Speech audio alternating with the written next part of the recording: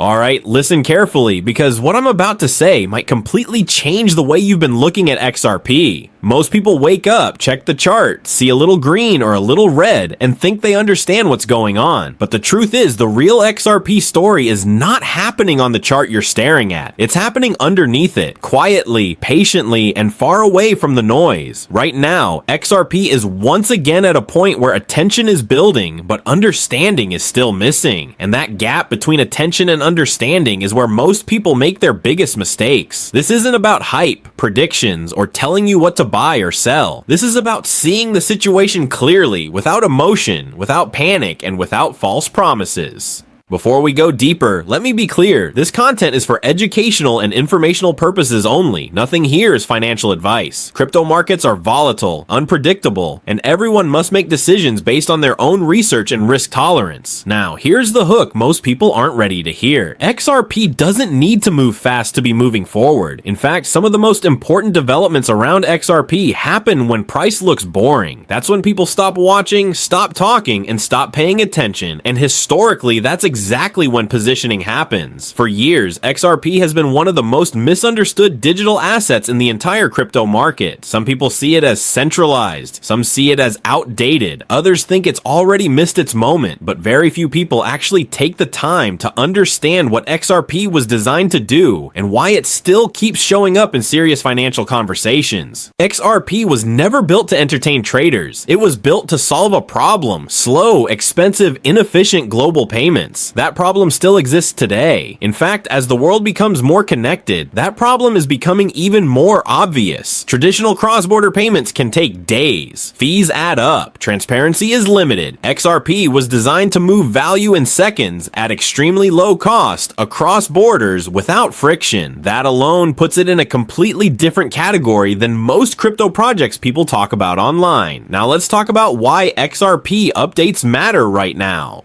The crypto market has matured. Institutions are no longer experimenting blindly. They're cautious, they're selective, and they're paying close attention to regulation. In the United States especially, regulation isn't optional, it's everything. XRP has been forced to live inside that reality longer than almost any other major crypto asset. That process has been slow, painful, and public, but it's also created something rare in crypto: experience under pressure. XRP didn't disappear when scrutiny increased. It didn't collapse when narratives turned negative. It adapted, it waited, and it kept building. Most people confuse silence with failure, but in finance, silence often means preparation. Here's something important to understand about markets: price doesn't move based on what people think is fair. It moves based on liquidity, positioning, and incentives. The red and green candles you see are not opinions, they're results. And results don't tell you the whole story. When XRP doesn't move the way people expect, frustration builds. People start asking why, but the better question is not why price hasn't moved yet. The better question is who needs XRP to work before price even matters. Banks don't care about daily candles. Payment providers don't care about social media sentiment. Regulators don't care about hype videos. They care about reliability, compliance, scalability, and risk. That's the world XRP has been operating in. Another thing most people miss is timing. Markets don't reward being early, they reward being early enough. Being too early feels exactly like being wrong, and that's where doubt creeps in.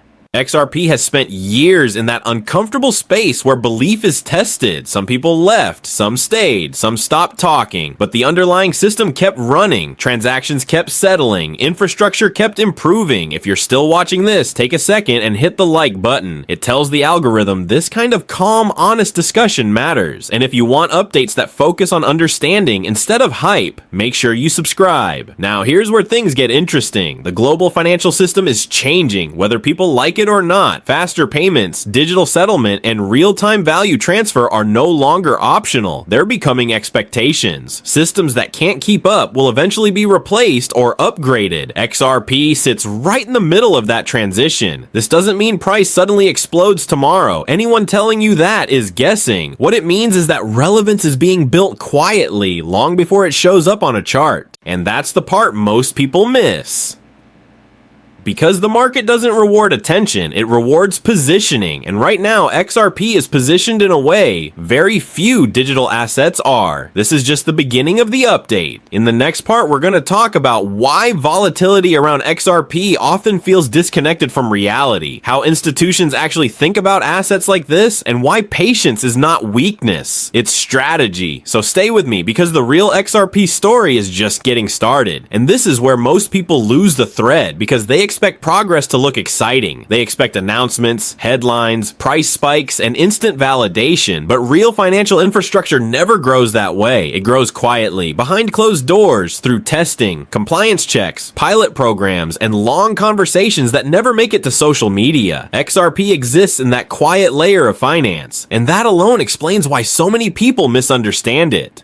Volatility around XRP often feels disconnected because it is. Short-term price movement reflects trader behavior, not institutional planning. Traders react to sentiment. Institutions react to structure. Those two forces don't move in sync, and they don't answer to each other. When retail traders panic, institutions don't feel it. When retail traders celebrate, institutions don't chase it. They move when risk is defined and when systems prove they can function under pressure. This is why XRP updates don't always look dramatic, because the people XRP is built for don't operate dramatically. They operate carefully. Think about how banks actually behave. They don't adopt new technology because it's exciting. They adopt it because it reduces cost, increases speed, lowers risk, or solves a regulatory problem. If a system can't meet all four, it doesn't matter how innovative it is. XRP was designed with those constraints in mind from the beginning. Speed matters because settlement delays tie up capital. Cost matters because margins are thin at scale. Compliance matters because penalties are real. And risk matters because trust is everything in finance.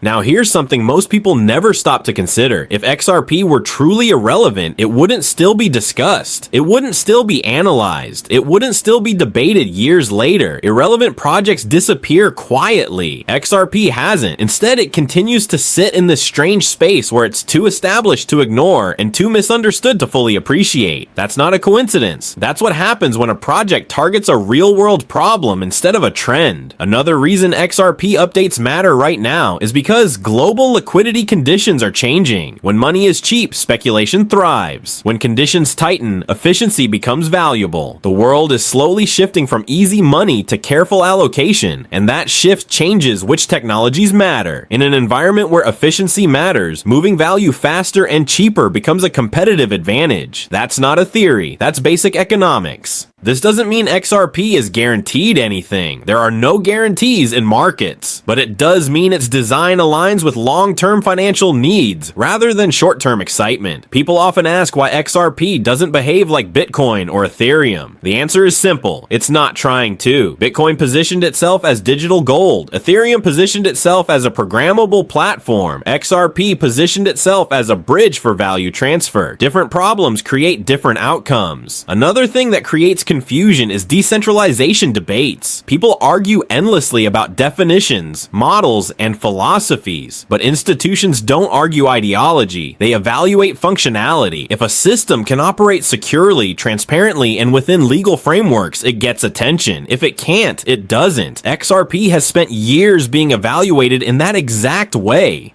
This long evaluation period has tested patience across the entire community, and patience is not easy in a market built on instant feedback. But markets don't reward comfort, they reward discipline. One of the biggest psychological traps is tying personal identity to an asset. When people do that, every price move feels personal. That leads to overreaction, defensiveness, and emotional decision making.